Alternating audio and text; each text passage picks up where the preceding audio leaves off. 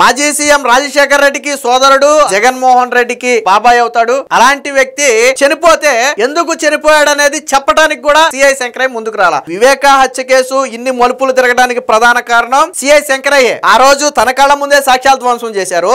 తను చూడగానే అది మర్డర్ అని తెలిసిపోతుంది. కనీసం జరిగిన విషయాన్ని, సరే అవినాష్ రెడ్డి లాంటి వాళ్ళని అడ్డుకోవడానికి నీకు భయం వేసి ఉండొచ్చు, బట్ విషయాన్ని ఉన్నతాధికారులకు చేర్చాలి కదా. దాదాపుగా హత్య జరిగిన 7 నుంచి 8 గంటల పాటు ఈ విషయాన్ని ఉన్నతాధికారులకు చేర్చకుండా అలాగే ఉండిపోయాడు. అదేమంటే గతంలో ఏమనిచ్చాడు సిబిఐకి స్టేట్మెంట్ లో, అప్పట్లో నన్ను బెదిరించారు అందుకనే నేను మాట్లాడలేదని చెప్పి స్టేట్మెంట్ ఇచ్చాడు. బట్ ఆ స్టేట్మెంట్ ని జడ్జి ముందు చెప్పమంటే చెప్పడానికి మాత్రం రాడు. మొత్తంగా ఈ వివేకానందరెడ్డి హత్య కేసులో ఒక పోలీసు అధికారిగా ఉండి నాడు వివేకానందరెడ్డి హత్య నిందితులతో కొమ్మక్కై కేసును పక్కదారి పట్టించడంలో కావచ్చు, జాప్యం కావటంలో కావచ్చు, ఆధారాలు దొరకకుండా చేయడంలో కావచ్చు సిఐ శంకరయ్య పాత్ర ఉందని తేలటంతో ఈ రోజు పూర్తిగా సర్వీస్ నుంచి అయితే రిమూవ్ చేసినట్టుగా ప్రభుత్వం ఒక ప్రకటన అయితే విడుదల చేసింది.